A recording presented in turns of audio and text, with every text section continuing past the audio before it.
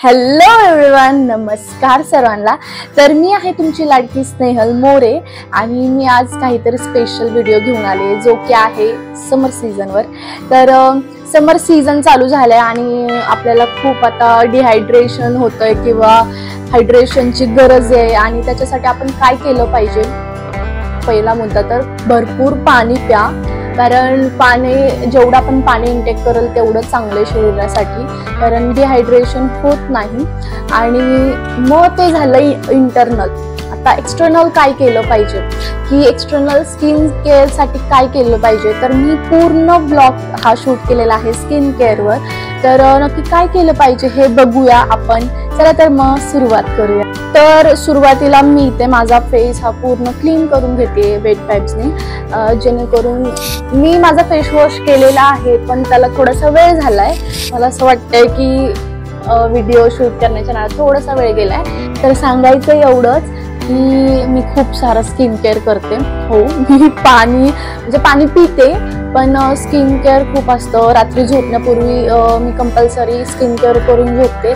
बाहेर निघण्यापूर्वी मी सनस्क्रीन लावून जाते। फेस हा क्लीन करून घेतला, तुम्ही बघू शकता क्लीन दिसतोय, ग्लो पण दिसतोय। तर चला मग पुढची स्टेप करूयात की काय करता येईल। तर मी ह्या ठिकाणी हायलुरॉनिक सिरम वापरते, जे की आहे मिनिमिलिस्टचं।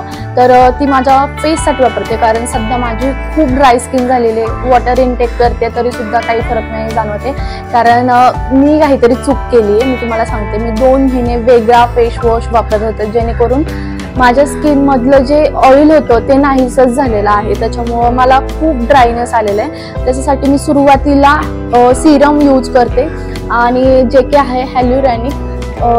तर हे जे सिरम आहे हे काय काम करतं हे पाहण्यासाठी मी फुल व्हिडिओ घेऊन येणार आहे।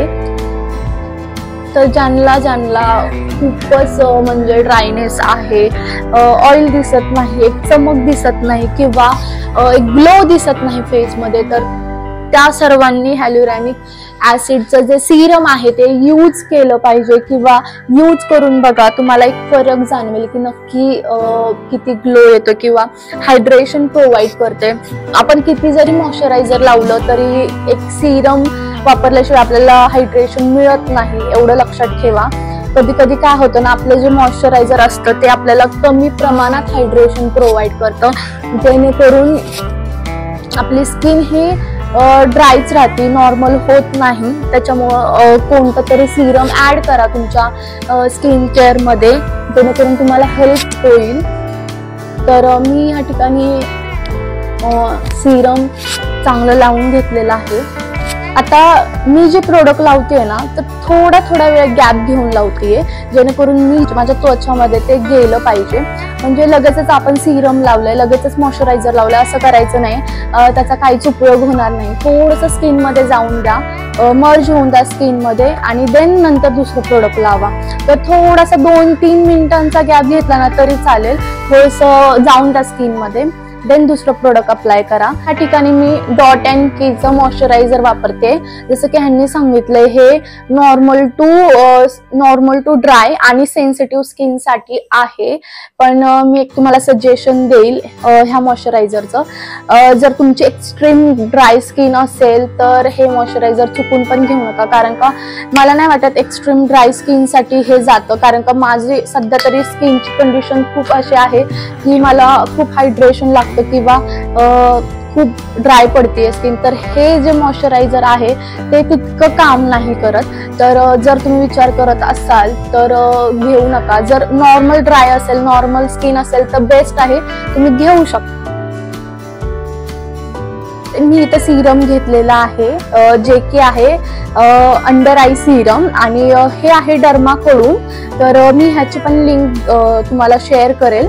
तर हे अंडर आय साठी आहे, तर मी त्याचा पंप हातात घेतलेला आहे आणि मग त्याच्यानंतर हे फक्त आईच्या डोळ्यांमध्ये न जाऊ देता आपल्याला ते अप्लाय करायचं आहे। खूप भारी आहे, म्हणजे मला खूप जास्त फरक पडलाय. मला डार्क सर्कलचा जरा प्रॉब्लेम झाला होता 1-2 महिन्यापूर्वी, तर खूप प्रमाणात कमी केलेला आहे. आणि प्रोडक्ट पण खूप जास्त आहे की जसं आपल्याला खूप वेळ जाऊ शकतं. थोडंसं कॉस्टली आहे, बट हा 100% वर्क करेल. तर हे आपल्याला थोडंसं सर्क्युलर मोशनमध्ये 0 प्रेशर देऊन आपल्याला अप्लाय करायचं आहे, जेणेकरून हा जो एरिया असतो आपला खूप नाजूक असतो, त्याला खूप जास्त प्रेशर देऊन चालत नाही.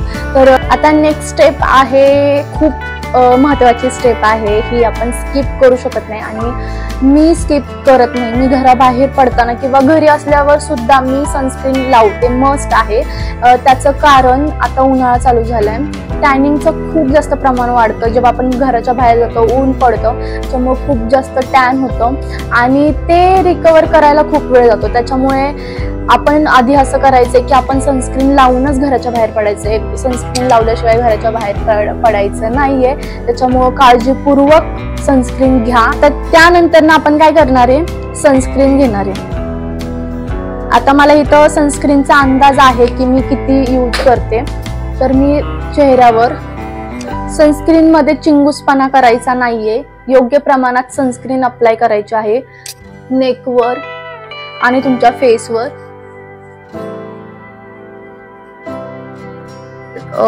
स्किन मध्ये ब्लेंड होऊन द्यायची.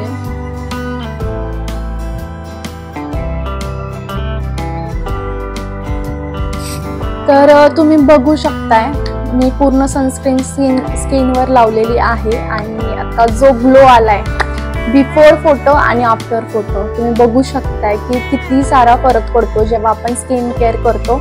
आणि स्किन केअर ही रुटीन तुम्ही ठेवलीच पाहिजे, कारण जसं आपण एजेड होतो तसं आपली स्किन केअर करणं तेवढंच महत्त्वाचं आहे. आता उदाहरणार्थ जर आपण एक गाडी घेतोय तर ती नवीन आपण चालवतोय, पण जेव्हा ती जुनी होती तर तिला सर्व्हिसिंगची गरज असते. जोपर्यंत सर्व्हिसिंग देत नाही तोपर्यंत ती छान स्मूथ होत नाही. तसंच आपल्या शरीराचं आणि स्किनचं पण असतं, जोपर्यंत आपण स्किन केअर करत नाही तोपर्यंत आपली स्किन छान दिसत नाही किंवा ग्लो करत नाही. तर स्किन केअर करा आणि छान हेल्दी अशी स्किन मिळवा.